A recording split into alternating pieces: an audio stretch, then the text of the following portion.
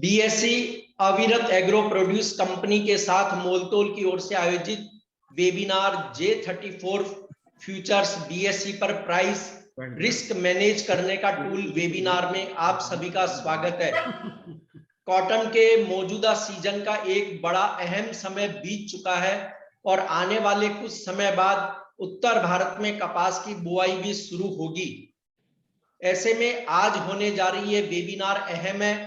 इस वेबिनार के मुख्य वक्ता इंडियन कॉटन एसोसिएशन भटिंडा के पूर्व president Rakesh Rathi, DD cotton Mumbai के मैनेजिंग डायरेक्टर अरुण सेखसरिया, अविरत एग्रो प्रोड्यूस कंपनी की सीईओ अवंतिका तंती और बीएससी के प्रोडक्ट मैनेजर दीपक भट्ट हैं। मैं कमल शर्मा आप सभी का स्वागत करता हूं। वेबिनार की शुरुआत करते हैं राकेश जी के साथ। राकेश जी, समूची कॉटन इंडस्ट्री के लिए 1 अक्टूबर से शुरू हुआ नया मार्केटिंग वर्ष अब तक कैसा रहा? राकेश जी। देखिए, अगर आप किसान के पर्सपेक्टिव से देखते हो तो भावों में बढ़ोतरी रही है, तो उसका जो है काफी फायदा किसान को गया है। अगर आप जिनर के पर्सपेक्टिव से देखते हो तो तेजी उसके हाथ में लगी है, परंतु डे टू डे की जो जिनिंग पैरिटी है वो उसके हाथ नहीं लगी है। स्पिनर के लिए ये समय अच्छा रहा है क्योंकि अभी तक जो है वो स्पिनिंग के अंदर मार्जिन जो है वो इंटैक्ट है। अब इस लेवल के ऊपर जाके जो है स्पिनिंग मार्जिन के अंदर कहीं दिक्कत आने लग गई है और ट्रेडर के हिसाब से मोस्ट ऑफ द जो हमारे इसके पार्टिसिपेंट है कॉटन फैटर्निटी के, सबको ठीक रहा है। सिर्फ दिक्कत जो हुई है वो गारमेंट और यार्न सेक्टर को हुई है। जो गारमेंट के ऑर्डर जो है वो करीबन 4-6 महीने एडवांस बुक हो जाते हैं, तो उन्होंने नीचे के भाव के ऊपर जो है वो गारमेंट्स के ऑर्डर्स बुक कर लिए थे, उनको दिक्कत हुई है। उसके अलावा मेरे ख्याल टोटल फैटर्निटी में किसी को नुकसान नहीं हुआ है, सबके लिए ठीक रहा है। अरुण जी, कॉटन उद्योग के लिए चालू मार्केटिंग वर्ष के मुख्य 4 महीने बीत चुके हैं। बाकी समय कारोबार कैसा रहने की संभावना आपको नजर आती है? अरुण जी। सर, माइक आपका प्लीज ऑन करिए। सॉरी जी। नमस्कार। एक बात तो पक्का है कि हिंदुस्तान की रुई जो पहले 30,000 40,000 में बिकती थी वो जमाना खत्म हो गया है। अभी आपको वो भाव देखने को बड़े कमती दिखेंगे। इस साल लास्ट ईयर अगर आप देखोगे तो लास्ट ईयर का एवरेज जो बॉटम और इस साल का बॉटम में 10,000 रुपये का फर्क है। इस साल आपका 50,000 तक गया और अभी भाव चल रहे हैं 75,000 रुपया, 76,000 रुपये। तो अगले 8 महीने के अंदर मेरे को नहीं लगता है कि बाजार कोई नीचे जाएगा, बाजार के दाम कोई कमती होगी। अभी आज 2-3 हजार रुपये अगर रिएक्शन आ जाए तो उसको कोई बाजार कमती होना बोलते नहीं। और अभी क्या है जी, सबसे बड़ा प्रॉब्लम जो राठी जी ने कहा है कि गारमेंट वालों का या कपड़ों वालों का प्रॉब्लम है, वो कोई ज्यादा लंबा प्रॉब्लम नहीं है। अभी 1-2 महीने में खत्म हो जाएगा उनका और पीछे नए कॉन्ट्रैक्ट्स चालू हो जाएंगे। तो नए कॉन्ट्रैक्ट आज के भाव में चालू होंगे। तो जो एक मसला था नवंबर दिसंबर में, वो अभी मेरे को लगता है काफी हद तक वो कमती हो गया है। मिलों ने भी अपना जो प्राइस एडजस्टमेंट कर लिया है और अभी जो नए सौदे हो रहे हैं वो भी नए भाव में हो रहे हैं। मेरे हिसाब से आज का जो भाव है उसमें से 70,000 भी अगर टच कर जाए तो बड़ी अच्छा होएगा, पर उससे नीचे मेरे को तो नहीं लगता बाजार जाएगा for the next whole season. जी धन्यवाद अरुण जी। राकेश जी, कपास की सबसे पहले बुआई उत्तर भारत में खासकर पंजाब हरियाणा में शुरू होती है। बाजार के मौजूदा रुख को देखते हुए क्या यह माना जाए कि अगले क्रॉप वर्ष में उत्तर भारत के किसानों का रुझान कपास की ओर बढ़ेगा? इसमें कोई दो राय नहीं है सर कि किसान की जो ड्राइविंग फोर्स है वो उस क्रॉप से मिली हुई जो भाव है और यील्ड जो है वो उसके हिसाब से चलता है। तो पंजाब के अंदर हो सकता है कुछ एक एरिया में जहां पिंक बॉल वॉर्म की प्रॉब्लम हुई है और जहां जैसे बठिंडा डिस्ट्रिक्ट है, मानसा डिस्ट्रिक्ट है, जहां प्रीडोमिनेंटली पैडी की बिजाई होती है, वहां इतना कॉटन का एरिया में इजाफा नहीं हो। परंतु बाकी जो डिस्ट्रिक्ट है, district of Fazilka, district of Faridkot, district of Bathinda का कुछ पार्ट इस एरिया में, और बाकी बकाया जो हरियाणा है और राजस्थान है, वहां पे बिजाई जो है वो लोग ज्यादा करेंगे। और दूसरा, गवार को, जैसे राजस्थान के अंदर ग्वार भी होती है, मूंग भी होते हैं, तिलहन भी होते हैं, उनको छोड़ के भी जो है लोगों की प्रेफरेंस है वो कॉटन को रहेगी। और इस बार एक नई और डेवलपमेंट हुई है, वो ये हुई है कि लोगों ने लास्ट ईयर सरसों के जो है वो भाव बहुत ऊंचे रहे थे, तो ऊंचे भाव रहने के लिए लोगों ने सरसों की बिजाई जो है वो पंजाब में, हरियाणा में, राजस्थान में काफी बड़ी मात्रा के अंदर जो है वो की है, जिसके फलस्वरूप जो सरसों की जो कटाई है वो फरवरी एंड या मार्च एंड तक हो जाती है। तो वो एरिया भी जो है वो कॉटन को ही डेडिकेटेड रहेगा, तो वो बिजाई भी ज्यादा होगी, plus area under cotton cultivation के अंदर अर्ली सोइंग का भी जो है वो रोल बढ़ेगा। अगर इस फैक्टर्स को हम, सरसों वाली फैक्टर को अगर हम फैक्टर इन करें, तो मेरे को ये लगता है अगर कहीं अगस्त सितंबर में बड़ी बरसात की प्रॉब्लम नहीं हो, तो अगस्त सितंबर में इस बार पंजाब, हरियाणा, राजस्थान के अंदर रिकॉर्ड अराइवल होगी। अगर इन 2 महीनों के अंदर मेरे को लगता है कहीं 10 लाख गांठ के करीब की भी अराइवल हो सकती है, क्योंकि अर्ली सोइंग के कारण अर्ली हार्वेस्टिंग हो जाएगी, और भाव ऊंचे रहने के कारण किसान जो है वो इमीडिएटली रॉ मटेरियल कपास को उठा के जो वो खेतों में लेके आएगा, तो अराइवल एरिया भी बढ़ेगा, और अगस्त सितंबर के अंदर जो है वो कॉटन की अराइवल जो रिकॉर्ड होगी। राकेश जी, बीज कंपनियों का कहना है कि इस बार जो है कॉटन के बीजों की डिमांड अभी से अच्छी आ रही है, उनके पास इंक्वायरी काफी अच्छी आ रही है। क्या ये वाकई सच है कि उत्तर भारत यानी पंजाब, हरियाणा और राजस्थान से किसानों की ऐसी पूछ परख बढ़ती हुई देखी है आपने? नहीं सर, है, इसमें तो कोई दो राय नहीं है सर। राजस्थान में दिक्कत रहेगी, राजस्थान कैनाल का, मतलब सिवाय एक राजस्थान के अंदर, राजस्थान कैनाल में जिस टाइम लास्ट ईयर प्रॉब्लम आई थी रिपेयर की वजह से, अगर ऐसा कोई माहौल या ऐसी कोई डेवलपमेंट नहीं हो तो बिजाई तो सर खूब बढ़ेगी। किसान अपने पास जो जितना साधन है, वो सामर्थ्य है, उसके हिसाब से बिजाई बढ़ेगी। और वो जब सीड कंपनियों वाले, उनके पास डिमांड आ रही है, इंक्वायरीज आ रही है, तो भी ये चीज को रिफ्लेक्ट करते हैं कि किसान का रुझान आते वर्ष के अंदर कॉटन की सोइंग बढ़ाने को है। लेकिन सर, जैसे पंजाब में इस बार पिंक बॉलवर्म की प्रॉब्लम्स कुछ जिलों में देखी गई थी। शुरुआत में वहां के कृषि अधिकारियों ने कहा कि ये प्रॉब्लम बहुत छोटे स्तर पर है, लेकिन बाद में पता लगा कि ये थोड़ी प्रॉब्लम बढ़ी थी। तो क्या इसका कोई हल नहीं निकला अभी तक?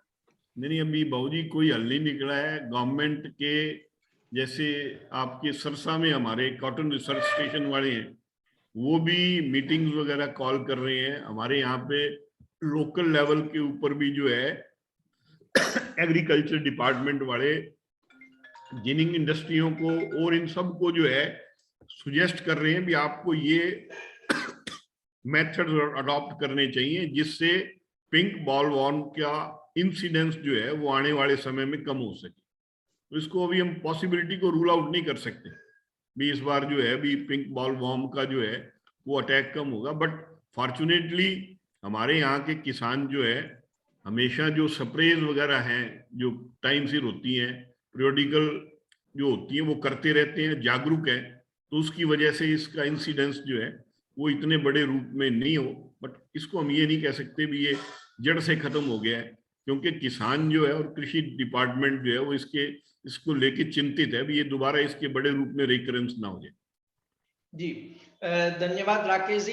अरुण जी, उत्तर भारत की बात राकेश जी ने कही, अब हम अन्य राज्यों की अगर बात करें तो क्या वहां के किसान भी बाजार रुख को देखते हुए या कपास, क्योंकि सरसों की जैसे बिजाई ज्यादा हुई है तो उसको देखते हुए क्या अन्य राज्यों के किसान भी ऐसा परिवर्तन करेंगे और कपास की ओर मुड़ेंगे? देखिए, जहां तक कपास सोइंग की नेक्स्ट ईयर की एक्सपेक्टेशन है, सीड कंपनियों से आप बात करो तो उनके पास जो डिमांड है सीड की 75 से 90% ज्यादा है। नॉर्मली उनके पास हमेशा ग्रोथ 15 से 20% ज्यादा होती है। इस साल कम से कम 75 to 90% की डिमांड लास्ट ईयर से ज्यादा सीड की है। इसका एक सिंपल कैलकुलेशन है कि अगर आप महाराष्ट्र में और एमपी में सोया का देखोगे, सोया का ऊपर में भाव हो गया था 11,000 रुपया, जो नीचे में घट के हो गया था 5,500। और आपके सेम चीज ग्राउंडनट के अंदर, ग्राउंडनट में भी गुजरात जो सबसे ज्यादा उगाई करता है, वहां पे भी फार्मरों को इतना भाव नहीं मिला जितना कपास का मिला है।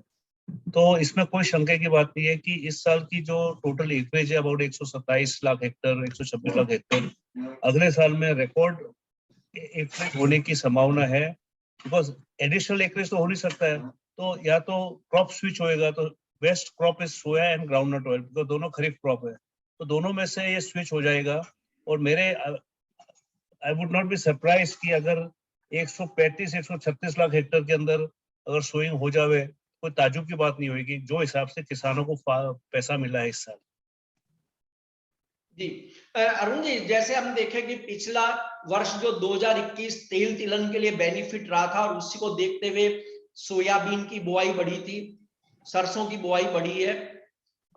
अब जैसे हम देखें, आपने अभी कहा ही था कि कपास के प्राइस बहुत एक हाई लेवल पर पहुंचे।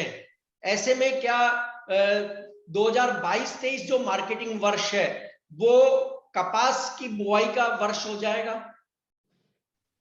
इसमें कोई संदेह नहीं है कि नेक्स्ट ईयर की जो सोइंग होगी वो कपास की मेजोरिटी सोइंग होगी। और ये भी मेरे को ताजुब होएगा अगर कपास का दाम भी नीचे हो जाएगा, बिकॉज कपास का दाम नीचे होने की संभावना भी नहीं है। क्रॉप भी बढ़ेगी, आपका कपास का दाम भी मेंटेन रहेगा, और रुई का जो बॉटम प्राइस है वो भी मेंटेन रहेगा। जी जी, हम आपसे और राकेश जी से अभी चर्चा जारी रखेंगे, लेकिन मैं एक सूचना दे दूं कि जिनको भी अपने प्रश्न पूछने हो वे चैट बॉक्स में पोस्ट करें, हम सबसे अंत में उनके प्रश्नों को लेंगे। और इस बीच अब मैं बीएससी के प्रोडक्ट मैनेजर दीपक भट्ट जी से अनुरोध करूंगा कि वे एक्सचेंज के J34 कॉटन वायदा की मुख्य विशेषताओं से हमें अवगत कराएं, एवं एक कारोबारी, हेजर, स्टॉकिस्ट या मीलर्स सहित सभी स्टेक होल्डर्स इसका कैसे लाभ ले सकते हैं। दीपक जी। धन्यवाद कमल सर। तो कॉटन J34 का जो फ्यूचर है, बीएससी ने 7 जून 2020 को शुरू किया था। इसमें बहुत बड़ा सहयोग रहा कॉटन एसोसिएशन ऑफ इंडिया का, जो हमारे इंडस्ट्री पार्टनर थे, जिनके साथ मिलकर हमने ये कॉन्ट्रैक्ट डिजाइन किया, और फाइनली 7 जून 2020 को ये कॉन्ट्रैक्ट स्टार्ट हुआ। ये कॉन्ट्रैक्ट की अगर बात करें तो ये स्पेसिफिक है नॉर्थ इंडिया के लिए, क्योंकि कॉटन J34 वैरायटी है जो मेनली और स्पेसिफिकली राजस्थान, हरियाणा, पंजाब, राजस्थान में भी, अपर राजस्थान वाले पार्ट में, तो इस एरिया में ही कन्फाइंड है, और इसी वैरायटी का ये कॉन्ट्रैक्ट है। और स्क्रीन पे जो भाव, इस कॉन्ट्रैक्ट का भाव दिखता है, वो कॉटन J34 वैरायटी का ही दिखता है। इसमें ट्रेडिंग यूनिट और डिलीवरी यूनिट की बात करें तो 25 गठान का कॉन्ट्रैक्ट है, और 25 गठान की ट्रेडिंग यूनिट है। स्क्रीन पे आप ट्रेड करेंगे तो मिनिमम 25 गठान का कर सकते हैं। ऐसे ही अगर डिलीवरी करेंगे तो एक लॉट में 25 गठान रहता है। डिलीवरी सेंटर्स भी हमने इसी एरिया में स्पेसिफिक रखे हैं, जिसमें हनुमानगढ़ जो मेन बेसिस सेंटर है, जो स्क्रीन पे भाव दिखता है, हनुमानगढ़ का दिखता है। उसके अलावा सिरसा, अबोहर, भटिंडा, 2 पंजाब में अबोहर और भटिंडा, और हरियाणा में सिरसा। तो ये 4 टोटल डिलीवरी सेंटर्स हैं, जहाँ पे कोई भी सेलर डिपॉजिट करना चाहे या एक्सचेंज पे डिलीवरी देना चाहे तो कॉटन J34 के कॉन्ट्रैक्ट में डिलीवरी दे सकता है। इसके अलावा एक बहुत खास बात है इस कॉन्ट्रैक्ट के साथ, जब से कॉन्ट्रैक्ट हम लोगों ने स्टार्ट किया है, तो पहला एक्सपायरी का जो कॉन्ट्रैक्ट था वो अक्टूबर 2020 का कॉन्ट्रैक्ट था। मतलब ये इस कॉन्ट्रैक्ट के लिए पहला सीजन है जो अक्टूबर से शुरू हुआ कॉटन J34 का। और इसमें एक्सचेंज ने लिक्विडिटी एनहांसमेंट स्कीम लेके आया है, जिसके तहत क्या रहता है कि एक्सचेंज एक मार्केट मेकर को अपॉइंट करता है, और उसका रिस्पॉन्सिबिलिटी रहता है कि वो बायर और सेलर की कोट्स की अवेलेबिलिटी करवाए। तो आप कभी भी ट्रेडिंग आवर्स में स्क्रीन देखेंगे सुबह 9 बजे से रात को 9 बजे तक, आपको बहुत ही सही भाव पे हमेशा कोट्स दिखेंगे। बायर और सेलर में ज्यादा से ज्यादा 50-60 रुपए का गैप होगा एक बेल के भाव में। तो वो 50-60 रुपए से ज्यादा का गैप आपको स्क्रीन पे कभी देखने को नहीं मिलेगा, जो जो बहुत अच्छी बात है एक नए कॉन्ट्रैक्ट के लिए, क्योंकि किसी भी मार्केट पार्टिसिपेंट को अगर ट्रेड करना है तो वो ये चीज इंश्योर करती है कि इजी एंट्री और एग्जिट है। कोई भी कभी बाय करना चाहे या सेल करना चाहे तो उसको हमेशा कोर्स अवेलेबिलिटी अगर मिल रही है तो एक बहुत अच्छी लिक्विडिटी कॉन्ट्रैक्ट में बनी रहती है।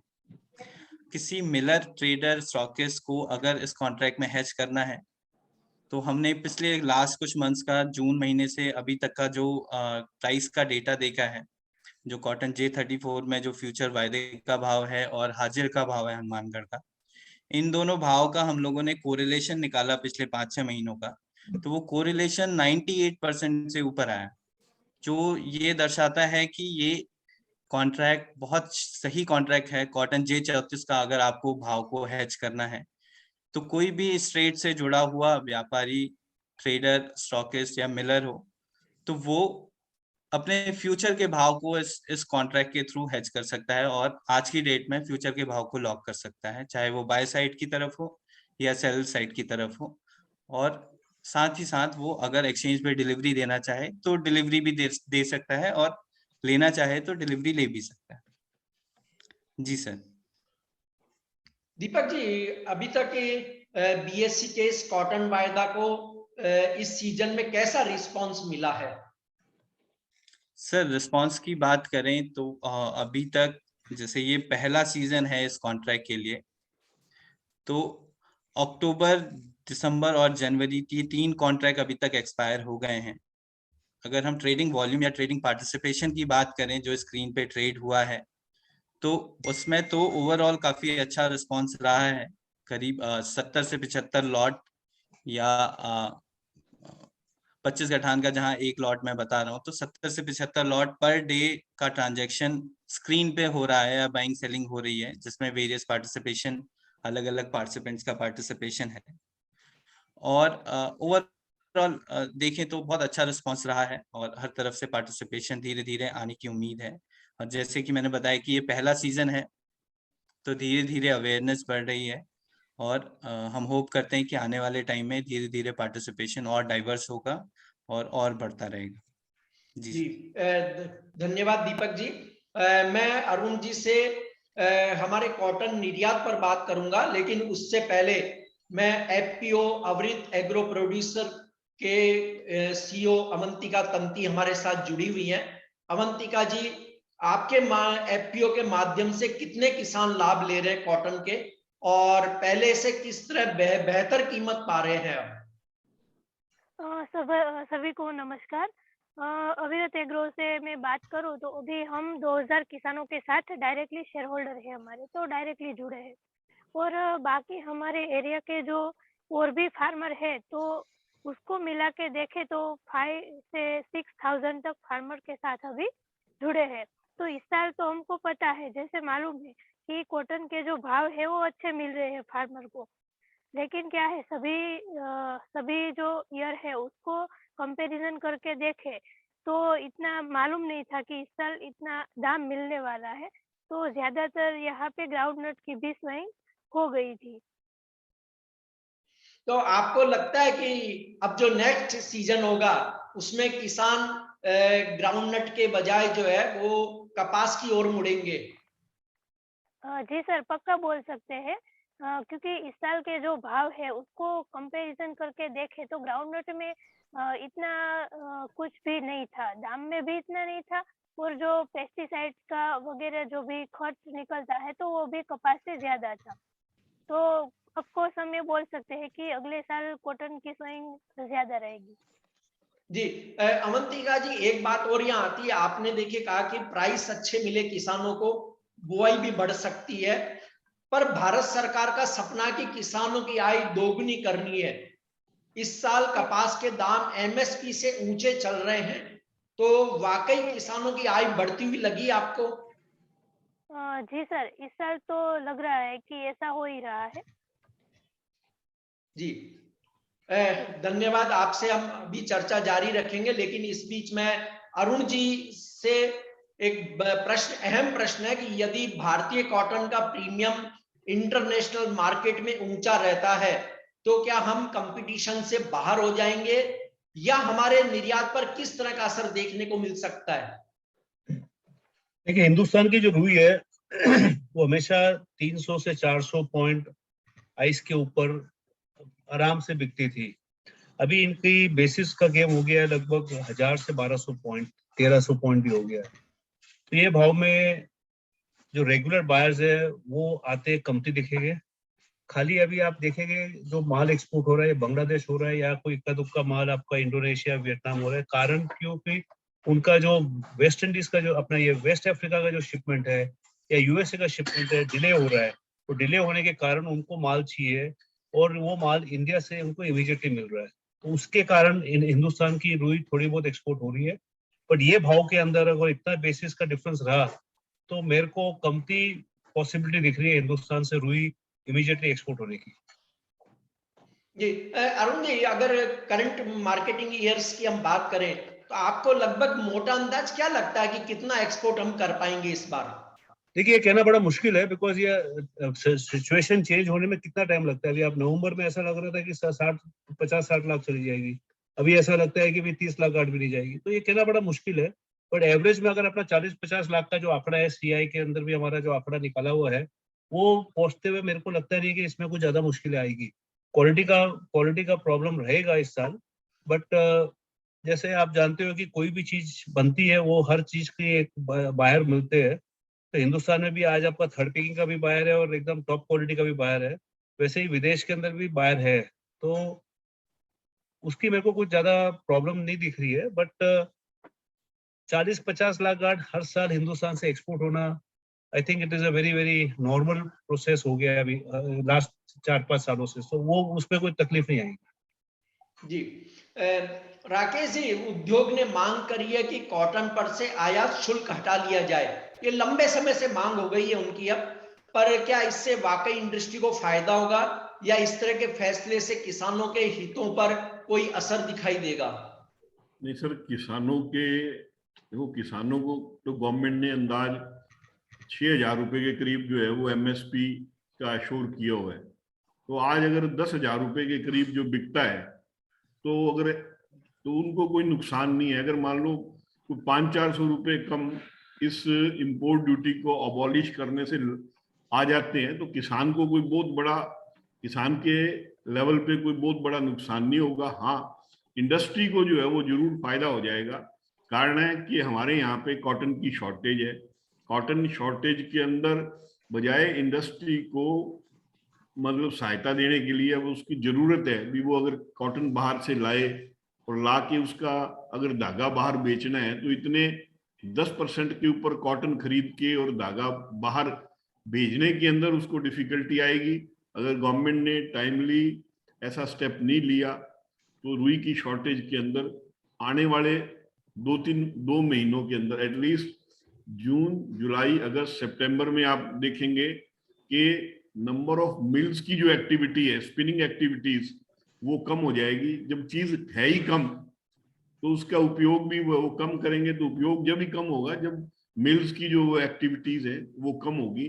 तो इन वे इंडस्ट्री को नुकसान होगा, रोजगार का नुकसान होगा, सभी लोगों के लिए नुकसान ही रहेगा। तो गवर्नमेंट को किसान को उसकी इच्छा के अनुसार काफी रीजनेबल प्राइस मिल रहा है। तो कहीं ना कहीं बैलेंस को देखते हुए इंपोर्ट ड्यूटी जो है वो जरूर से हटा देनी चाहिए। वही लंबे समय के अंदर जो है इंडस्ट्री के लिए हितकर रहेगा। राकेश जी, अपन जब देखते हैं कि एमएसपी में हर साल कुछ न कुछ इजाफा होता है, इंडस्ट्री यह कहती है कि जब एमएसपी बहुत ज्यादा बढ़ती जा रही है तो उससे हमारी कॉस्ट भी बढ़ रही है और प्राइस भी काफी ऊंचे रह रहे हैं।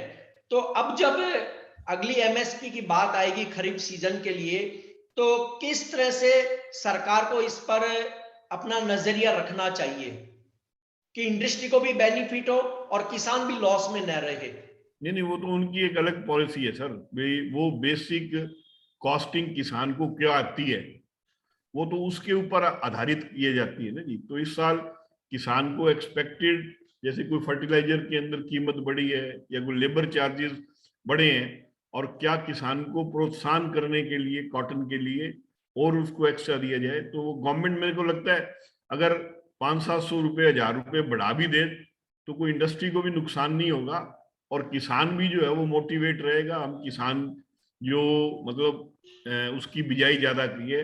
अब तो कमल जी आप समझ के चलो, अगर हिंदुस्तान के अंदर 4 करोड़ लाख गांठ से अगर गांठ कम होती है तो हिंदुस्तान के अंदर शॉर्टेज ही रहने वाली है एक आधे साल तक। मिनिमम रिक्वायरमेंट है भी 4 करोड़ या उससे ज्यादा की पैदावार हो तो इंडस्ट्री प्रॉपर चल पड़ेगी, थोड़ा मोटा एक्सपोर्ट भी हो पाएगा।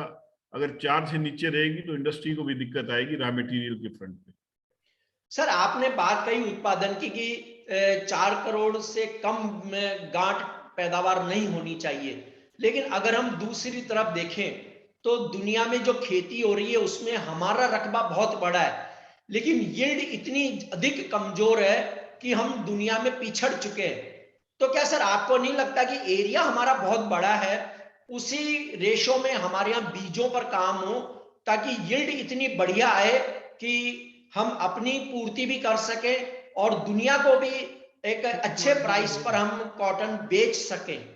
नहीं, ये जरूरी है सर। देखिए सीड क्वालिटी जो है ना उसके अंदर इम्प्रूवमेंट होनी चाहिए। अब ये जो बाहर दूसरी कंपनी है, ये मोनसेंटो वगैरह नई टेक्नोलॉजी या नई तरीके के इसके अंदर वो टेक्निक्स यूज करनी चाहती है, वो देना चाहती है, परंतु जो गवर्नमेंट है वो इंसिस्ट कर रही है भी हमारे यहाँ पे स्वदेशी टेक्निक होनी चाहिए, स्वदेशी टेक्नोलॉजी होनी चाहिए। तो वो कोई तालमेल वाली बात नहीं है भी आप सपोज हम प्रति पैकेट उनको 200 रुपए या 300 रुपए फालतू भी दे देते हैं तो 1 एकड़ के अंदर हम एक मोनसेंटो को या जो भी कंपनी है उसको 500-600 रुपए से ज्यादा हम फालतू नहीं दे रहे हैं। परंतु अगर वो ही बीज की क्वालिटी से अगर हमारी यील्ड मिनिमम 1.5-2 क्विंटल भी बढ़ जाए तो हमें उसके अंदर करीबन 10,000 रुपए का फायदा होने वाला है। तो एक बढ़िया बुद्धि की बात है, अगर 500-600 रुपए दे के अगर आपको 10,000 रुपए का किसान का फायदा होता है तो वो उस बात के ऊपर गवर्नमेंट को गौर करना चाहिए। हाँ, अगर स्वदेशी टेक्नोलॉजी अडॉप्ट करनी है या तो वो इमीडिएटली आए, नहीं तो जब तक स्वदेशी टेक्नोलॉजी एक बड़े रूप में आके किसान के हित में नहीं आ जाती है तब तक इन लोगों के पास में जो बेटर टेक्नोलॉजी है उसको अपने किसान के लिए और अपने इंडस्ट्री के हित के लिए उसका यूज करना चाहिए। भी जब तक नहीं आए तब तक इनको यूज करो, जब हम फुली अपने आप इक्विप्ड हो जाएंगे तो हम अपनी टेक्नोलॉजी यूज कर लेंगे। जी अरुण जी, क्या आप भी राकेश जी की इस बात से सहमत है कि अब एक बड़े परिवर्तन की जरूरत है कि हमारे यहाँ यील्ड बहुत तेजी से बढ़े? देखिए मैं डेटा देख रहा था, उसके अनुसार पता लगता है कि हम पाकिस्तान से पीछे हैं कॉटन की यील्ड में। अरुण जी आपका माइक प्लीज ऑन करिए सर। कंपैरिजन करने का कोई फायदा नहीं है, बिकॉज हर कंट्री के अंदर अलग अलग कठिनाइयां हैं और उनके अलग अलग रीजंस होते हैं। हिंदुस्तान की अगर आप देखोगे 2003-4 से जो इन्होंने बीटी कॉटन को इंट्रोड्यूस किया था, उसके बाद में हिंदुस्तान की क्रॉप जो 165-170 लाख होती थी वो 235 हुई है और उसके बाद बढ़ती गई। इनकी पीक हिंदुस्तान में पीक कॉटन हुआ है लगभग 4 करोड़ के आसपास, 398-4 करोड़। उसके बाद में लास्ट 8-7 साल में खाली क्रॉप का जो क्रॉप है वो नीचे जा रहा है, it is not going up. इसका कारण है कि अभी जो सीड यूज करते थे वो अभी जो है वो नई सीड का उत्पादन, नई सीड का भी उपयोग करना चालू करना पड़ेगा, नई टेक्नोलॉजी लानी पड़ेगी। गवर्नमेंट का जहां तक सवाल है, जीएम कॉटन से उनको बड़ा एक वो है नफरत है या पीछे एक बड़ा उनके प्रति उनको एक क्या बोलते हैं उसको, they are not comfortable with this, क्योंकि फार्मर्स का काफी विरोध रहा है जीएम कॉटन के प्रति। सो पीयूष गोयल जी भी बम्बई में थे, बम्बई में ही है अभी फिलहाल भी, तो परसों मीटिंग हुई थी तो उन्होंने कहा था कि हम लोग हाइब्रिड सीड डेवलप कर रहे हैं। अभी हाइब्रिड सीड डेवलप करोगे, वो भी पहले भी अगर आपको पता होगा कि H4 से MECH आया था वो सब, तो they were all hybrid cotton. But कितना सक्सेस होता है कितना नहीं होता है वो वक्त ही बताएगा। GM cotton is a very successful venture in all the countries. जैसे आप ब्राजील में देखिए, आप चाइना में देखिए, आप ऑस्ट्रेलिया में देखिए, आप सब कंट्री में देखिए यील्ड 1800 से 2200 किलो पर प्रति हेक्टर है। अपने हिंदुस्तान में 450 550 भी पहुंच जाए तो अपनी बहुत बड़ी बात है। तो गवर्नमेंट को कुछ ना कुछ सोचना पड़ेगा इस प्रति, नहीं तो राठी जी ने जो कहा था अपने को नेट इंपोर्टर कंट्री हो जाएगा अपना, अपने को आपका प्रोडक्शन और आपका कंजम्पशन का डिस्पैरिटी होनी चालू हो जाएगी, ऑलरेडी है और भी होनी चालू हो जाएगी। और 2022-23 के अंदर अगर क्रॉप बढ़ी नहीं तो अपने पास एक्सपोर्ट करने के लिए एक रुई बचेगी नहीं, और अगर एक्सपोर्ट हो गया तो मिलों को रुई नहीं मिलेगी कंज्यूम करने के लिए। तो मेरा तो ये मानना है कि सबसे ज्यादा ध्यान, सबसे ज्यादा प्रायोरिटी क्रॉप को यील्ड बढ़ाने का है और न्यू सीड टेक्नोलॉजी लाने का। जी अरुण जी, जैसे अभी आपने कहा है कि ब्राजील, अर्जेंटीना और यूएस कई देशों का आपने उदाहरण दिया।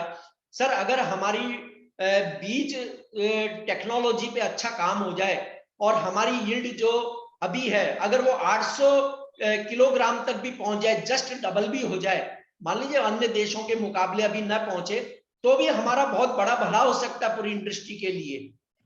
देखिए 450 पौने 500 किलो हेक्टर के अंदर आपकी क्रॉप की साइज है 3.5 से पौने 4 करोड़। तो अगर आपकी 500 हो जाती है तो परसेंटेज वाइज आपका 30% बढ़ जाता है, तो क्रॉप तो आपकी 30% के आसपास आ गई। तो ये 4.5 पौने 5 450 पौने 500 करोड़ होना बड़ी मामूली बात है।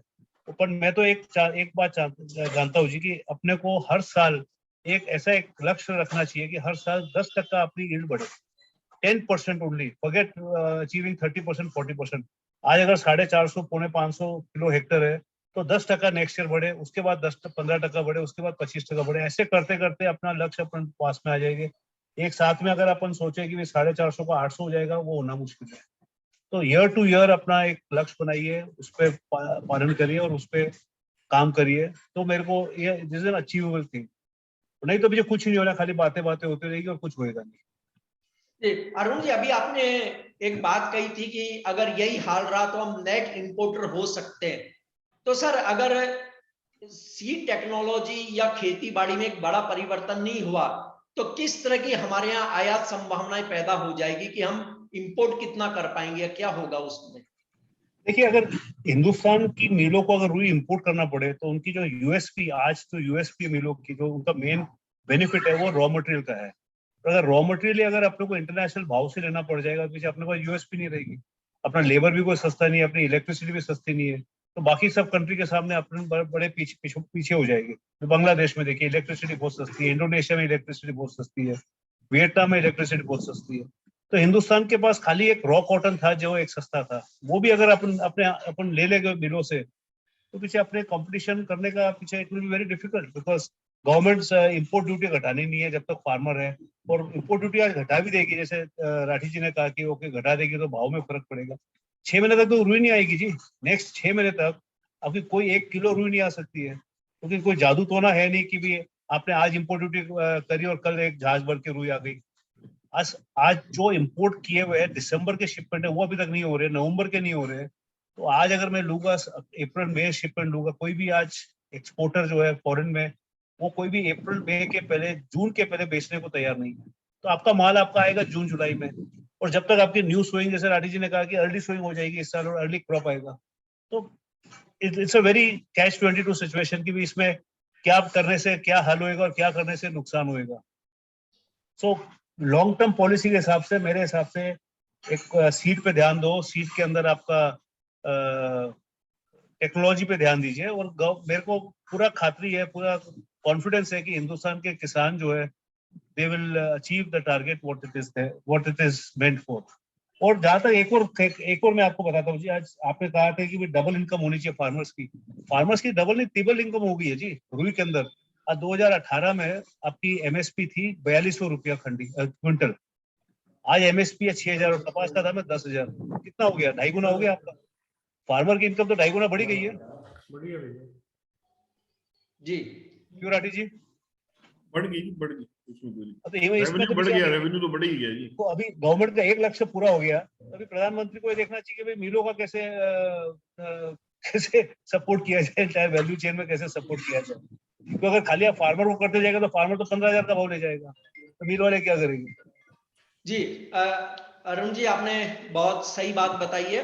अब मैं एक बार फिर से दीपक जी से बातचीत करना चाहूंगा कि दीपक जी, कपास पर बने हुए एफपीओ को बीएसई से जुड़ने पर क्या क्या लाभ दिए जाते हैं और एक एफपीओ एक्सचेंज से कैसे जुड़ सकता है, यानी इसके लिए उसे कहां संपर्क करना होगा, क्या क्या उसे फॉर्मेलिटीज पूरी करनी होती है। इसके अलावा आपसे अनुरोध है कि आप अपना नंबर और कॉन्टैक्ट नंबर, कॉन्टैक्ट ईमेल आप चैट बॉक्स में जरूर पोस्ट कर दें, ताकि कोई भी स्टेक होल्डर्स आपसे चर्चा करना चाहे तो वो कर भी सकता है। जी दीपक जी। बिल्कुल, जरूर सर। तो अगर किसी भी एफपीओ को बीएससी का कमोडिटी का प्लेटफॉर्म का एक्सेस चाहिए, तो उसके लिए बीएससी कमोडिटी सेगमेंट में रजिस्टर्ड एक लिस्ट ऑफ ब्रोकर्स हैं, मेंबर ब्रोकर्स हैं, ब्रोकिंग हाउसेस हैं। तो किसी भी ब्रोकर को सेलेक्ट करके वहां पे अपना अकाउंट ओपन करा सकते हैं। अपना ट्रेडिंग और डीमेट अकाउंट आपका खुलेगा।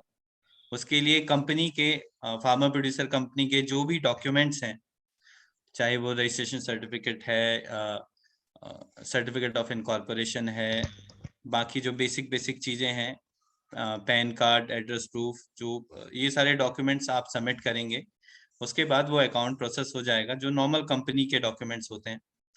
और उसके बाद आपको एक स्क्रीन एक्सेस मिलेगा जिसमें आप भाव देख सकते हैं और ट्रेड करना चाहें तो ट्रेड कर सकते हैं। और अगर बेनिफिट्स की बात करें कि एफपीओस के लिए क्या क्या बेनिफिट्स है जो बीएसई दे रहा है आज की डेट में, तो सबसे बड़ा और मुख्य बेनिफिट है जो वेयर हाउसिंग चार्जेस और असेइंग चार्जेस का है। तो कोई भी डिपॉजिटर अपना माल डिपॉजिट करने एक्सचेंज के गोडाउन में लेके आता है, तो जब गोडाउन में अंदर जाना होता है तो उस टाइम पे सैंपल निकाला जाता है और उसको लैब में टेस्ट करने भेजा जाता है। तो इसका टेस्टिंग का एक खर्चा है, तो वो सारा खर्चा अभी एफपीओस के लिए एक्सचेंज देता है। उसके अलावा एफपीओ का माल एक्सचेंज के एक्रेडिटेड गोडाउन में जितने टाइम भी रहता है, डीमेट में रहेगा, एक्सचेंज के गोडाउन में रहेगा, तो उसका जो भी वेयरहाउस भाड़ा होगा वो एक्सचेंज देता है। तो एफपीओ के पास बहुत बड़ा बेनिफिट है कि वेयर हाउसिंग चार्जेस और असेइंग चार्जेस, टेस्टिंग चार्जेस, ये दोनों चार्जेस का बेनिफिट एक्सचेंज आज की डेट में दे रहा है। उसके अलावा अगर कोई एफपीओ एक बार माल जमा करता है, उसके बाद वो डिलीवरी देना चाहता है और अर्ली पे इन करता है और ये कंफर्म कर देता है कि मैं इस महीने में डिलीवरी दूंगा, तो उसका जो भी प्लस माइनस या M2M है, मार्क टू मार्केट है, जैसे मान लीजिए 100 रुपए में बेचा उसने, उसके बाद 102 रुपए हो गया, तो 2 रुपए एक्सचेंज और मांगता है मार्जिन के अलावा। तो उस पे जो भी फंडिंग है, उस मार्जिन पे जो फंडिंग है वो एक्सचेंज अपनी तरफ से देगा। वो क्लाइंट को या एफपीओ को देने की जरूरत नहीं है। एक बार अर्ली पे इन दे दिया तो उसके अलावा मार्जिन का कोई और खर्चा नहीं आएगा। तो ये भी बहुत बड़ा बेनिफिट है। एफपीओ जैसे पैसे का स्टेबिलिटी होना एक कंस्ट्रेंट होता है कई बार, तो इस वजह से एक्सचेंज ये बेनिफिट भी एफपीओ को दे रहा है। उसके अलावा एक डिलीवरी फी का खर्चा जैसे और एक्सचेंजेस में और कमोडिटी एक्सचेंजेस में है, वो खर्चा यहाँ पर 0 है एफपीओ के लिए। और इसके अलावा कोई एक्सचेंज में ट्रांजेक्शन चार्जेस नहीं एप्लीकेबल होता है एफपीओ के लिए, जहां और किसी भी एक्सचेंज में काम करने में जो ट्रांजैक्शन चार्जेस लगते हैं, या बीएसई में भी कोई और मार्केट पार्टिसिपेंट जो ट्रेड करेगा उसको ट्रांजैक्शन चार्जेस लगते हैं, ये ट्रांजैक्शन चार्जेस पूरी तरह 0 हैं एफपीओ के लिए। तो ये सारे बेनिफिट्स हैं, बहुत सारे बेनिफिट्स हैं। उसके अलावा हम लोग अभी अपना पॉलिसी मेकिंग में भी काम कर रहे हैं कि प्रोबेबली नेक्स्ट फाइनेंशियल ईयर से, अप्रैल से, या अगर पॉसिबल हुआ तो इसी फाइनेंशियल ईयर से भी कुछ और खर्चे जो दे सकते हैं एफपीओ को, जिसमें ट्रांसपोर्टेशन चार्जेस है, कॉस्ट, बैग्स वगैरह का कॉस्ट है, तो ये इन सारे और खर्चों पे भी काम कर रहे हैं। तो पॉसिबल होगा, अगर वो फंड अलाउ करता है, चीजें अलाउ करती हैं, तो और भी चीजों में रिलैक्सेशन देंगे ताकि एफपीओ पार्टिसिपेशन को आगे और प्रमोट कर पाए। जी सर। जी धन्यवाद दीपक जी, आपने एफपीओ को जो बेनिफिट्स हैं उसके बारे में बताया और उम्मीद है कि एफपीओ इसका लाभ लेंगे। और मैं राकेश जी और अरुण जी से भी चर्चा जारी रखूंगा, लेकिन इस बीच में एक बार अवंतिका जी से यह जानकारी लेना चाहूंगा कि आप कपास के किसानों तक कैसे सूचनाएं पहुंचाते हैं और किस तरह उनको पूरी फसल और प्राइस, इन सब चीजों की कैसे जानकारी मुहैया कराते हैं। जी सर, अभी ये जो कोरोना का पीरियड था तो उसी में हम सब उसके साथ रहना सीख गए हैं काफी अच्छी तरह से। तो फार्मर के साथ भी अभी ये जो जूम है, व्हाट्सएप है, और वो कॉलिंग के माध्यम से ही ज्यादातर तो उसके साथ में जुड़ने की कोशिश करते हैं। जो कुछ भी अच्छी जानकारियां है, कुछ भी उसके लिए बेनिफिट्स है, तो उसको व्हाट्सएप के माध्यम से जल्द पहुंचा सके, तो ऐसी कोशिश करते हैं। और यहाँ पे हमारा जो एरिया है अविरत एग्रो का, तो वो खांबा में करीबन 20 किलोमीटर के अंदर ही है। तो फार्मर के साथ हमारी जो टीम है वो पर्सनली मिलके भी सब कुछ जो जानकारी है वो पहुंचाने में मदद करती है। जी धन्यवाद अवंतिका जी। अरुण जी, आपने देखिए पहले जिक्र किया था, फिर भी यहाँ एक बात आई है वापस से कि भारतीय कॉटन के लिए बांग्लादेश के अलावा अन्य कोई बड़ा खरीदार नहीं है। यदि प्राइस की यही स्थिति रही तो निर्यात कारोबार का क्या हाल होगा आने वाले समय में, और क्या बांग्लादेश हमारा बड़ा बायर बना रहेगा? देखिए, मैंने पहले भी आपको कहा था और वापस रिपीट कर रहा हूँ कि बांग्लादेश आपसे रुई ले रही है दो कारण के लिए। एक तो लॉजिस्टिक्स कारण, जहाँ पे आपकी रुई आपको 10 दिन 15 दिन में पहुंच जाती है मिलों में, अगर आप रोड से भेजते हो थ्रू अपना ये बेनापोल बॉर्डर के थ्रू।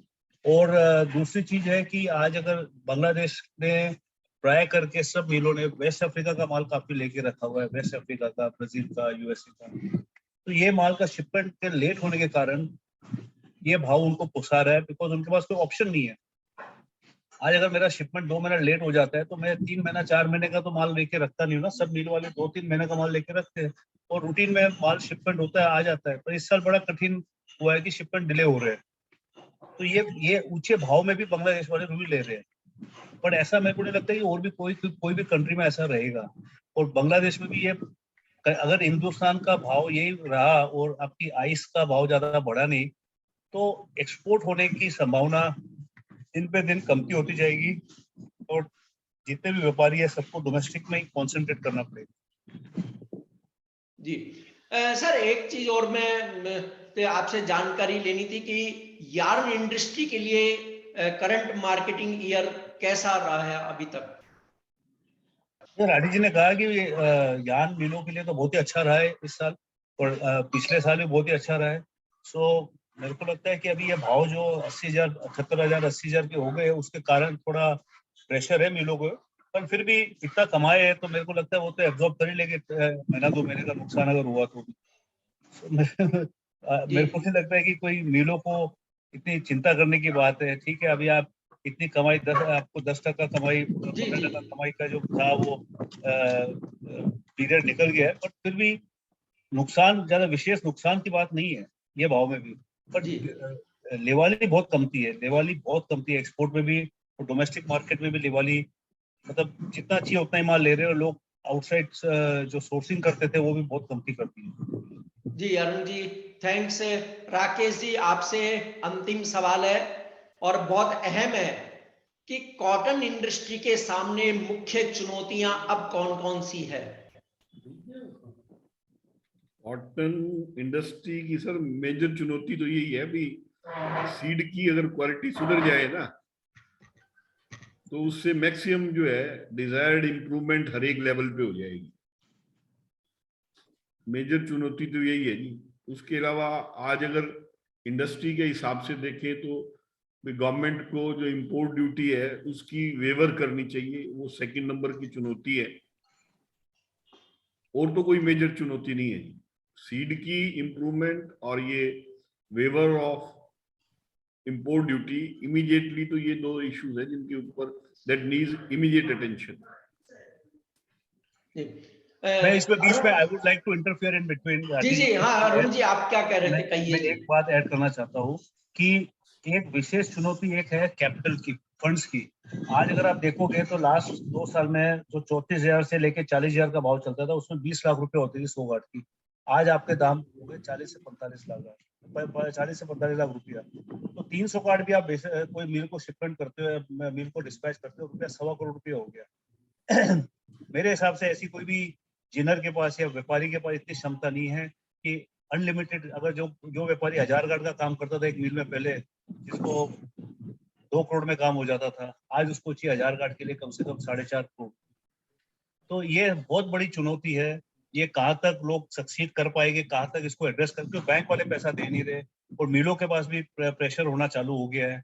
तो मेरे सब भाइयों से, सब व्यापारियों से एक ही निवेदन है कि जो भी व्यापार करो सोच समझ के, आंख बंद करके मत करिए, क्योंकि ये बहुत बड़ी चुनौती है, ये फंड्स की बहुत बड़ी चुनौती है।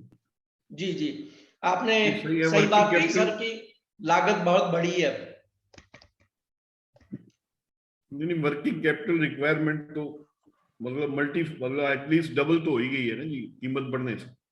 जी जी, अब वेबिनार का हम समापन कर रहे हैं और एक बात और जी जी कहिए अरुण जी। हाँ कहिए सर। कहना चाहता हूँ कि एक जो अहम बात है, जो दीपक जी ने भी कहा है कि आज बीएससी में माल डिपॉजिट करने का फायदा क्या है और नुकसान क्या है। फायदा, नुकसान, सबसे बड़ा नुकसान है कि अगर मेरा माल रिजेक्ट हो जाएगा तो क्या होएगा। ये तो दीपक जी को ये भी बताना चाहिए कि आज अगर जो भी जिनर या जो भी ट्रेडर जो बीएससी में माल देना चाहता है, उसके पास एक ऑप्शन है कि वो पहले से अपना माल की टेस्टिंग सीआई की लेबोरेटरी में करा सकता है, जो अप्रूव्ड लेबोरेटरी है। और अगर उसको वो लेबोरेटरी के अंदर अगर उसका माल पास हो जाता है तो पीछे बेझिझक वो माल डिस्पैच कर सकता है। नहीं तो सबके मन में ये रहेगा कि मैं माल डिस्पैच कर दिया वेयर हाउस में, मेरा वेयर हाउस का खर्चा लग गया, मेरा क्यूसी का खर्चा लग गया। तो ये एडवांस में वो अपना क्यूसी करा सकते हैं, एडवांस में अपना चेकिंग करा सकते हैं, और उसको पीछे खातरी हो जाएगी कि भाई मेरा माल सही है।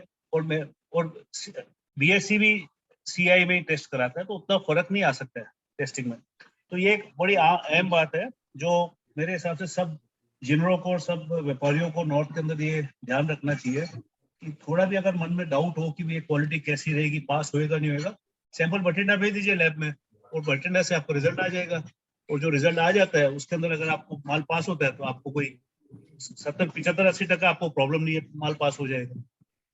ये ध्यान रखिए। जी, दीपक जी कुछ कहना चाहेंगे आप? धन्यवाद अरुण सर ये इनपुट के लिए। जैसे हमारा बीएससी में जो भी स्टॉक डिपॉजिट होता है उसके सारे सैंपल्स अभी सीएआई की जो मुंबई लैब है तो वहीं जाते हैं और वहीं सैंपल टेस्ट होता है। जैसे सेबी का मैंडेट है कि एनएबीएल सर्टिफाइड लैब होना चाहिए, तो अभी मुंबई लैब ही है तो सारे सैंपल्स वहीं जाते हैं।